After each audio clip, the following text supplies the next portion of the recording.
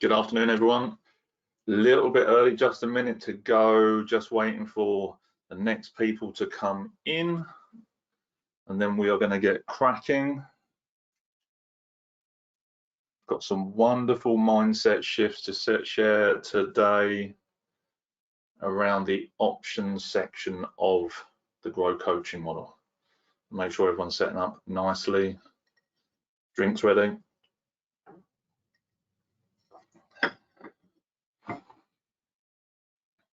Again, just making sure any mobile phones, any devices, any social media distractions that you've got, make sure your phones are on flight mode for the duration. Maximize the attention that you can give to this and to yourself, and maximize the investment that you're going to make in yourselves with this, okay? Super important. The only investment that is guaranteed is the one that you make in yourself. Absolutely 100%. And that's not the interest return on that investment on yourself. It's much bigger than that. So we're going to give it 30 more seconds just to see who shows today. And then we're going to get on with the options section of the G.R.O.W coaching model. Really help shift some of the mindset and elements around this. This is going to be good.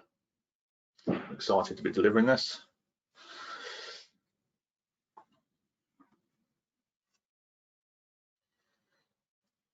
Might have to adjust the angle of the laptop so we can cover everything. Let's go, let's do this. Welcome to another sticky learning lunchtime session, another micro learning, 20-minute micro learning. Today is all around the options section of the G.R.O.W coaching model.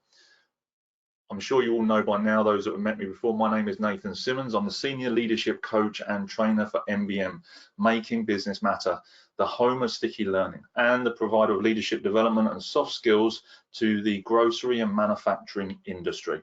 Now, these sessions are all about giving you the additional tools, mindset shifts, so that right while you're in physical distancing and in lockdown and preparing to go to work, it will give you some of those extra tools that are going to help you go back with and be an absolute screaming success, and take whatever it is you're doing right now and take it even further.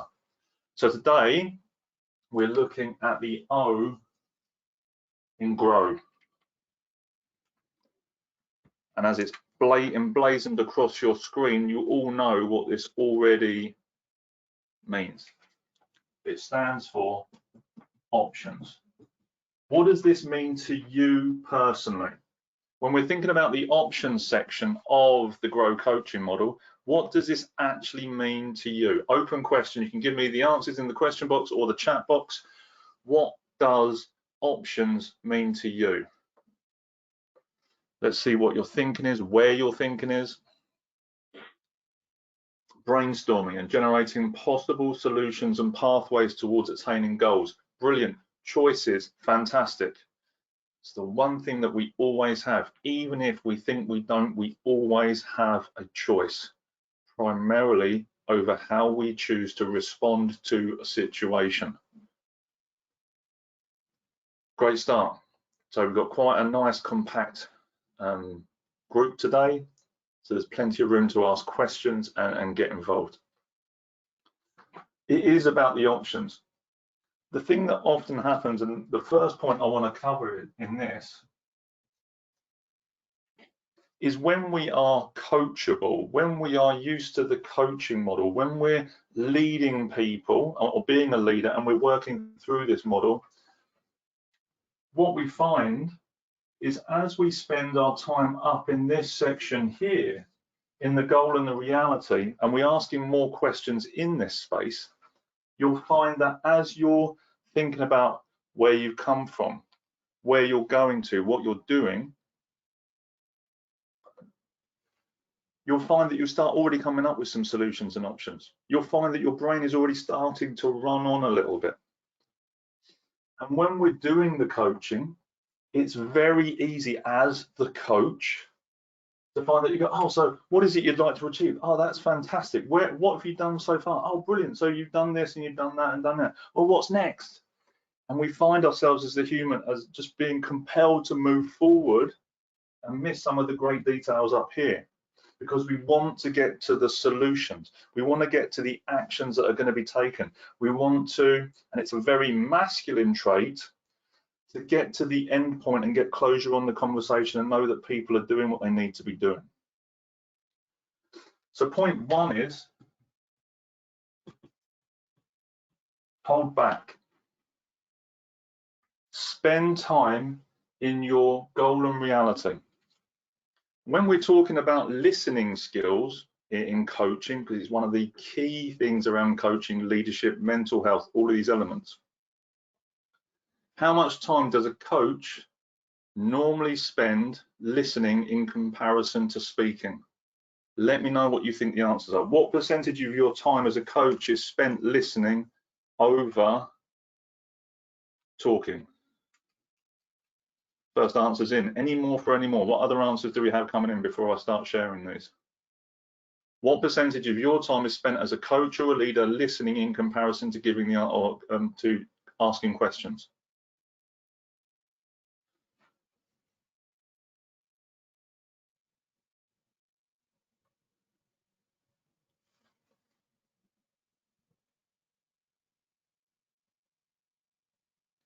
Good mixture of responses here. We've got 75%, we've got 45%. Reality, kind of, someone saying, you know, ideally it should be kind of 66%, but more often than not, it is 33%. When you're doing the listening and the talking as a coach, ideally we aim for the 80-20 rule, Perrow's law of distribution. 80% of our time is spent listening to the person that's in front of us, and 20% asking questions. Now, there's a similar distribution when we're working in this space. When we're focusing on our goal and reality and our options and tomorrow's way forward, we want to spend probably about 80% of our time focusing on the goal and the reality. Because the more clarity that someone has on where they're going, that definition of destination, and the more understanding through that educated reflection, the easier it is to come up with new ideas to help the individual move forward, or for them to help themselves move forward. So we spend the majority of our time there getting that clarity so we know where we're going, we know where we are. The analogy when I talked about this yesterday was around sat-nav. And we understand that there's two pieces of information that you need in order to get where you're going. The postcode of the destination and the postcode of where you are. But the same analogy applies when we want to when we want to get somewhere. When do we put the postcode in? When do we put the destination where we're going? Do we do it when we're getting into the car? Or do we do it when we're already driving down the road? And I know technology is moving on a little bit. When we understand where we're going, we already know where the destination is before we get in the vehicle. We understand where we are because we've woken up and we're going there. And exactly that, we do it at the start of the journey. Why? Primarily because it's safe. It's not okay to be using your mobile phone while you're driving and trying to put in a postcode or trying to work out where you're going or the best route when you're already doing 60 miles an hour. And this is the same with this section here and moving into options. If you're trying to do that and you're already running ahead, you're missing the point. And actually, you could potentially be going in the wrong direction. How many people here in this group have already done this? You've started a journey, suddenly realised you're going in the wrong direction, or thought you were going the best way before you put the address into your sat nav, and suddenly realised you had to do a U-turn or added 15 minutes to your journey. Yes or no? How many people have done this? I know I have. Guilty. Yeah, not me, but that was someone else saying guilty. Yeah. Someone says, whoever says no is a liar. We've all done it. We start to run ahead, and it's the same in our coaching. So if we learn to hold ourselves back and get this definition, then we can start moving ourselves forward. What you'll also find as you start doing this, the more depth you get here, the more understanding people have of what they've tried, what they've tested, where they've failed, what they've learned, in relation to where they're going, you'll come up with more than one option. And you absolutely have to. Keen gardener, and I think some of you already know that I'm a keen gardener, but you go all the way back to the Bible, and they talked about the, I forget the full story, but you know, the man who was casting a seed, and sometimes they fell on rocks, and sometimes they fell on hard places. And sometimes the seeds fell in exactly the right place in order for them to grow. And it's the same with our options and our options. And what we're doing, we need to come up with a myriad, a plethora, a multitude of ideas so that we can draw on them. Parable of the seed sower. Thank you very much, Christopher. Appreciate you, Chris. We need to come up with multiple options. And actually, you'll find that some of those options will stack chronologically. Some of the key questions I asked to people when we've already collated some of this, okay, so what's the next action you can take in the next 24 hours, or the first action you can take in the next 24 hours? And I'll go, oh, I can do that. Okay, great, fantastic. And what's the next action after that in 48 hours? Oh, I could do that one. And we start to stack the actions and the challenges. And then you might say, what about 7 days? What about 30 days? What about the next 90 days? And because you've got this bag of tricks and different options you can put on, you can extract them out and then stack them accordingly. It also gives you an opportunity for the individual, if they only come up with one solution, they may find, or you may find between the conversations, that something got in the way and stopped them from going through on that action. And as a result of that, if they don't have another action or another alternative, you may find by the time you get to the next coaching session, actually the person hasn't taken any action because they didn't have a stack of options or actions to take. So we have to make sure we're asking lots of questions. So when we've done the digging in here, we've held ourselves back in this space as long as possible. We've shifted into the options, and we can just like say, what are the options? What is the next step? One great question I love asking people in this space is, well, what's the next smallest action you can take for the biggest possible impact? What else have you seen others do in this space that have helped them to succeed? One of the questions I love asking in the reality phase is, where else have you had successes like this in your business, in your family life? And we draw those successes up. So we help to reinforce with people through that educated reflection, how and where they've got those successes from and what that idea and concept looks like. And then what we do as coaches and leaders is we neatly help them to transfer that concept of success wherever it was into their options. Well, based on that learning, what can you pull across to this situation that will help you succeed? So everyone that's here, have you got something that you've got a goal or something you're working on, or a project that you would like to get a new idea about? Has everyone got something on their current agenda? I know someone's just turned up late, and you know what? That's absolutely okay.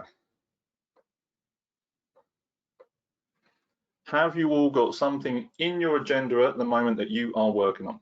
Yes, we've all got something. I don't think even if we were furloughed, or we wouldn't be doing that. It's fine. We would have something going on. Take that question and then reapply it that I just asked. Regardless of what you've got on your list right now, what other option or options can you come up with right now to help you move towards that goal? Give me one more option or action that you could take on that current project that you haven't already thought about, that is new to you right now in relation to this, and take a note of that.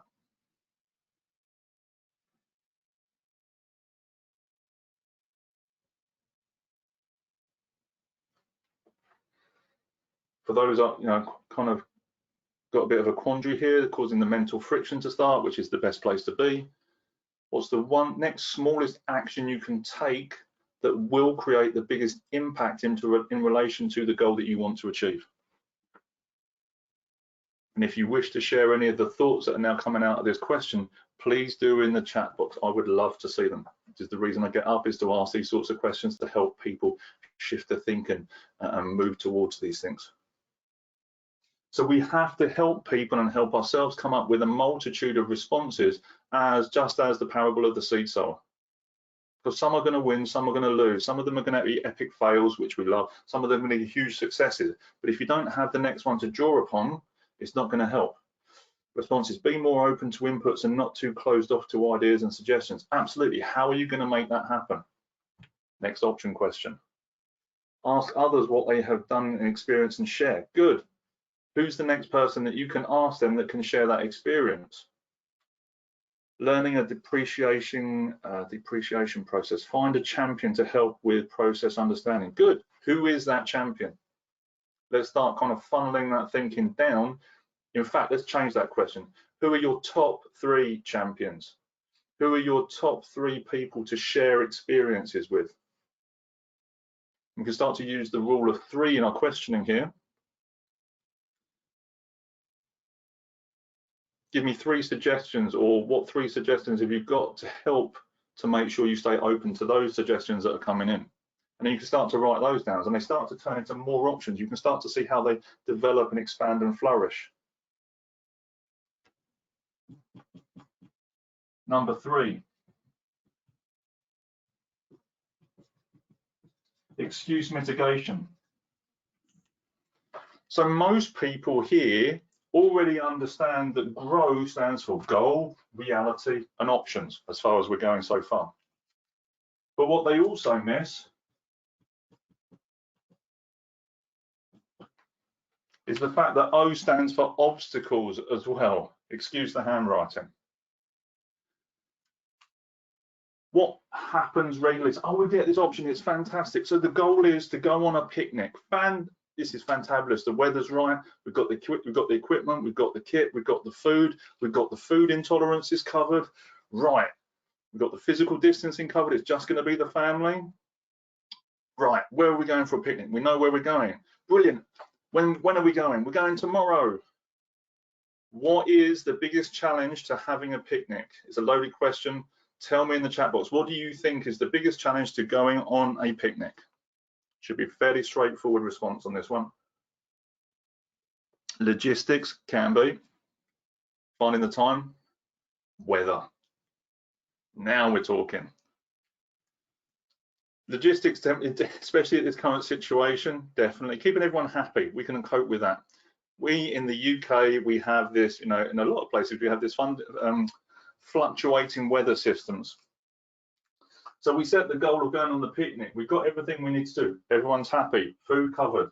The options, right, we're going to go to the national park over there at 1 o'clock, and all of a sudden it rains. And then I say to the person next week, oh, how was the picnic? They say, oh, I didn't go. Oh, what was the reason? Oh, it rained. Did you do anything else? No. How many people here have been working with someone in their team in a project, and they've set themselves an action, they've agreed to the action, they've run off, and as I drew in the picture yesterday, they hit the smallest obstacle and smallest stepping stone, and for some reason that action doesn't get taken? How many people here have been left scratching their head, wondering why they didn't do something else? Now, when we get to the options and we start to understand the obstacles, we can say, well, what is it you need to keep in mind then in order to make sure that that option is a success? What else do we need to include to make sure that you overcome the obstacles that we know are going to come downstream? Because that's called life. Because nothing in life is certain. Nothing in nature is certain. We know that things are going to happen.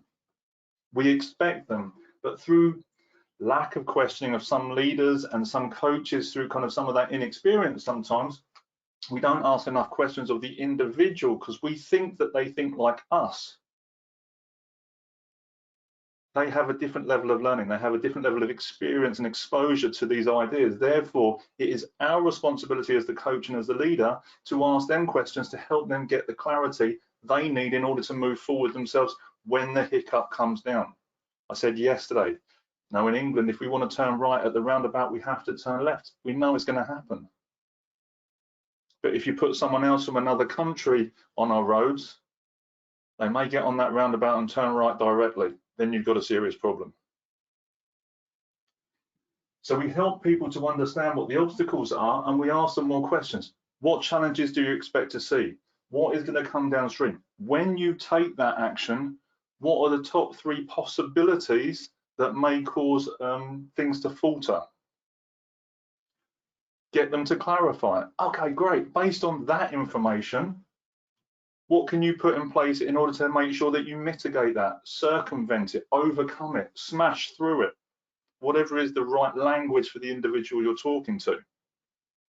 So by doing this, we create by staying here, we create lots of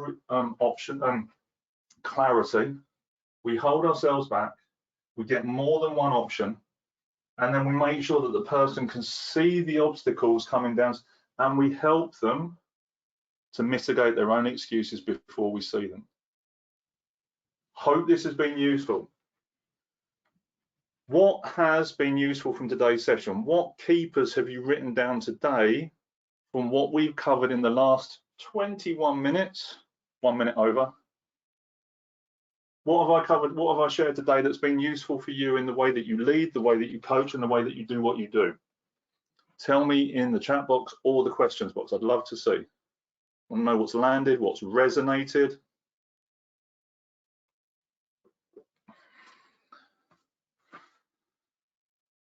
Good, spending 80% of time in the golden reality, fantastic. Next smallest action for biggest gain, huge question. Very small, very big. Make sure they understand the options they have, absolutely. Make sure they understand the impact of those options as well. Just as those are coming through, also got the link there for tomorrow's session. So this is the last session for this week tomorrow, which is going to be the way forward, the will, the wrap up, all those elements. Make sure after this that you do register for that, because I want to see as many of you there as possible. Fall back on previous successes. Fall back on previous success. Yes, use it. We do not rise to the expectation. We fall back to the level of learning. But people forget to learn from what they've done before in themselves. They very easily separate themselves from their previous successes and think that that's not them or it isn't relevant to where they're going now. There are only a certain number of patterns in this life. There are only a certain number of patterns in the way that we work and think. And when you get that individual to clarify that pattern, to understand the way they work, to understand their nature and use it, they will get more successes in different places. It multiplies and compounds. Planning for obstacles, absolutely, they're there. We know they're going to happen. It's not about being negative though, it's about being solution orientated. One of my favorite phrases and quotes that I use a lot is, the problem is the solution. And when you start to shift your perspective in this space and you start looking at the problem as the solution, well, actually, how else can I use that problem to solve another problem? How does this solve a problem for someone else? Or how is this a solution for someone else? And as Captain Jack Sparrow said, I think, the problem isn't the problem. It's your attitude towards the problem that's the problem. That might sound like drunk logic, but it works. Fall back, excuse mitigation, an example of the seed sower, which shows that there may be problems, but you can overcome. Absolutely. They're gonna happen. Acknowledge them, let them come in. When you hit things with force, regardless of whether it's quantum, astro, Newtonian physics, the moment that we hit something with force, we create a resistance. The moment you acknowledge it and allow it to come in, you can either take hold of it or let it slide past so that you can continue moving. This is super important. Questions. What questions have you got for me today based on what I've covered in this section of the options and the obstacles? Question. In terms of a client, by having too many additional options available, would it not create an easy way out the moment the slightest obstacle occurs? Yes, in short, the idea is you want them to make it easy for themselves. So if they have lots of options and an obstacle comes in or an excuse comes in, they have another option to fall on so they can just keep going. So the idea is you want them to have a couple of things. You may get them to stack the options in chronological order. You may get them to highlight the obstacles of those options, the obstacles of those options, so they can understand how they can mitigate those risks, so they can still make sure it happens. And they may come up with 2 or 3 options to mitigate, so they can make the option happen. Again, it's like one of those Russian dolls: options inside an option inside an option. But you want them to not have any room for excuses. You want them to, and you want to help them to think for themselves. So as the coach and as the leader, when we ask people these questions, they will start to learn the way of thinking. They will start to understand the approach of the coaching. Why? Because we keep subjecting them to it. They learn it by almost osmosis. And I've worked with people before, 2 examples. One lady in a well-being conversation, and I said, "Oh, how are things going?" She said, "Yeah, I was thinking about this and thinking about this, and then I heard your voice in my ear suggesting that I should do this, this, and this. So I went and did that, and then got myself an appointment at the hospital and did this." So they can almost hear my voice in their ear asking the questions even when I'm not there. Another lady that I was working with, it was session number 6 of a 6-session program. We got to the 6th session, and she walks in and she says to me, and I said, "Oh, how are you?" And she said, "Oh, I'm fantastic." I said, "What do you want to talk about today?" And she said, "I want to do this, and then you're going to ask me about this, so I'm going to do that, and then you're going to ask me about this." And this went on for nearly 40 minutes. I didn't say a word. She just said, "Oh, you're going to ask me this question about this." And through the course of the 5 sessions of that intense coaching, by the end of it, she knew what was coming. So her thinking was already evolving, and she was starting to develop that for herself. At the end of the session, she stood up and went, "Nathan, that's been a fantastic session. Really loved it. Looking forward to letting you know how I get on with this." And I said, "You're welcome." And she left. So when we keep asking the questions around the options and the obstacles, it just helps people to kind of think, mitigate, reassess, and keep moving forward. Because the challenge we have is we're taught, as I said yesterday, is that we're taught that success and failure are opposites. And the moment we experience failure, it's negative and it's painful. So we don't keep going for it. We don't keep moving through it. We just get stuck in it. Hope that helps. What other questions have you got for me right now? What other questions from what we covered today? In fact, we've got time. Any other questions from previous sessions, from the goals or from the reality sessions? Good, got confirmation that last answer helped. Thank you, appreciate it. Any other questions? Just in case there was any coming through, let's start closing up now. Everyone, thank you very much for attending today and keeping watching the questions coming in. Please be aware, make sure you're logged in and you're registered for tomorrow's session. We're going to be looking at the way forward, the W in the GROW model. Also, you've got the GROW coaching cards, which are available online. They're £5. They contain a lot of these questions that are going to help you to focus your thinking, help others to focus their thinking, so you can really dive into that and really keep shifting your thinking on your own terms. And you can use these for yourself. You can use them with a coach or as coaching leader. Also, be aware, we've got virtual classrooms where we are teaching these expanded versions of what we're teaching here, expanded concepts to help you really dig into that content, help you be the best possible version of yourself, the best possible leader, and take some of these ideas and elements that I'm sharing right now and make them even bigger. So we have the virtual classrooms available as well. The coaching cards are available as well, and also tomorrow's session. Little secret as well, just on the end of this one. When this week has all been about the coaching, the GROW coaching model. Next week we're going to be looking at personal development. We're going to be looking at the personal development planning, how we use some of these questions and these approaches to get into our PDPs, our personal development plans, so that we can help build our own progress moving forward. If you want to start looking at your career development, your personal planning, how you're developing yourself and moving forward, this stuff is going to be the foundation for next week. and really help you take that thinking up a whole new level. So if you haven't also signed up for next week, do so. They're already on our registrations page. Dive in there, have a look.